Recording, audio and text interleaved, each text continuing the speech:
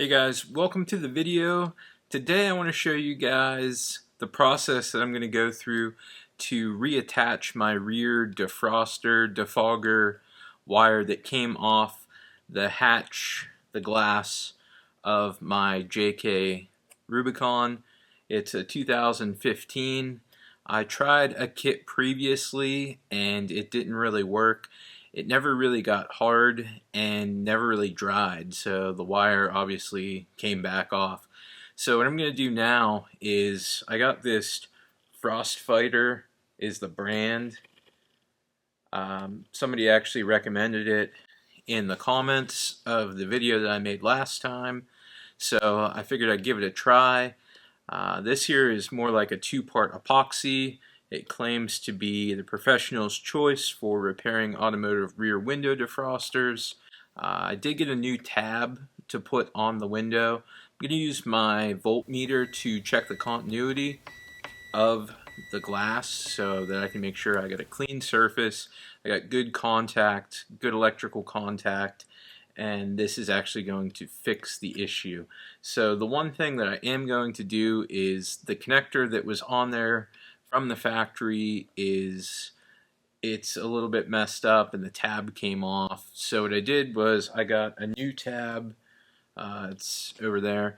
I'll show you guys. It just uses a little push-on spade connector. So I'm going to strip the wire back on the Jeep itself. I'm going to crimp on this new connector, and then everything should be 100% good to go. I'll have a new connector. I'll have a good clean surface to mount the tab to.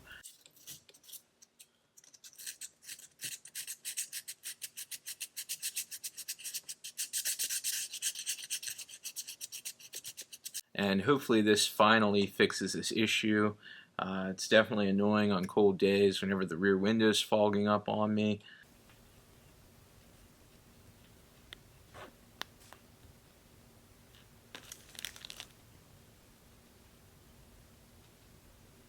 Here's the tab I was telling you guys about. I'm gonna clean it up too.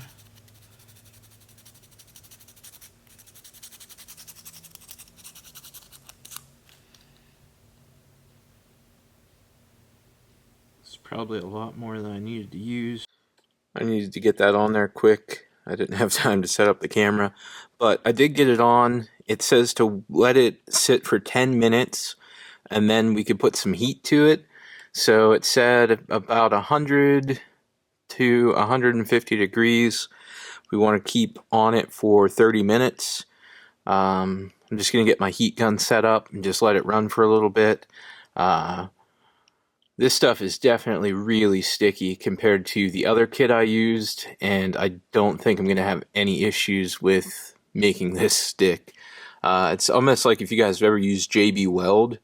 That's exactly what it reminds me of.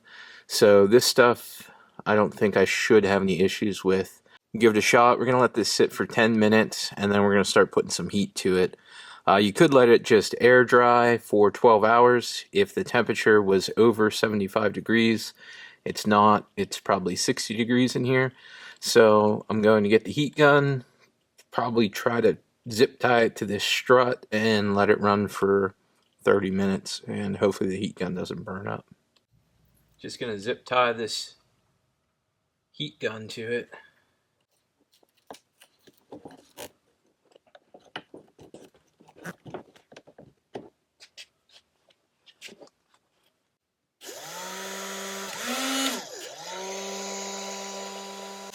We're going to let that run for 30 minutes.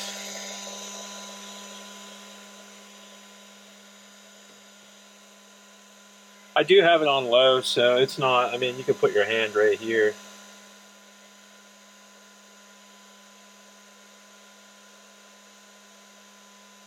It's definitely hot, but I think I'm back far enough that it'll be okay. It's hotter around this area at like about 125, 120. And then the actual epoxy is right around 100. So we'll let that go for a half hour, and I just wanted to make sure that I wasn't getting this too hot. It seems about perfect. It's not burning my hand, but you can definitely tell it's throwing some heat on there. I don't want to crack this glass. That would not be good. It's been about probably 10 minutes. This stuff really hardened up. Initially it started getting a little bit runny, but I'm guessing that's why they tell you to leave it sit for 10 minutes, so it'll actually bond a little bit before you start heating it up.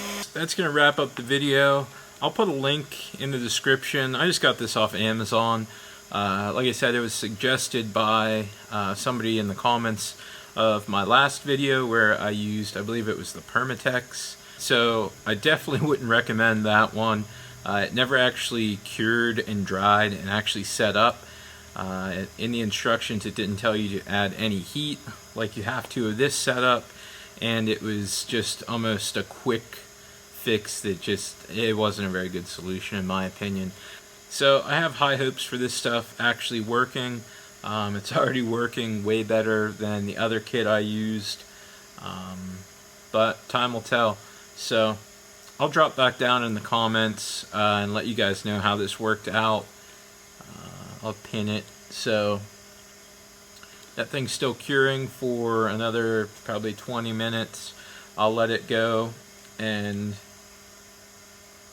hopefully that fixes this thing. But if you enjoyed this video, hit the like button, subscribe for more videos, and I'll catch you guys in the next one. Later.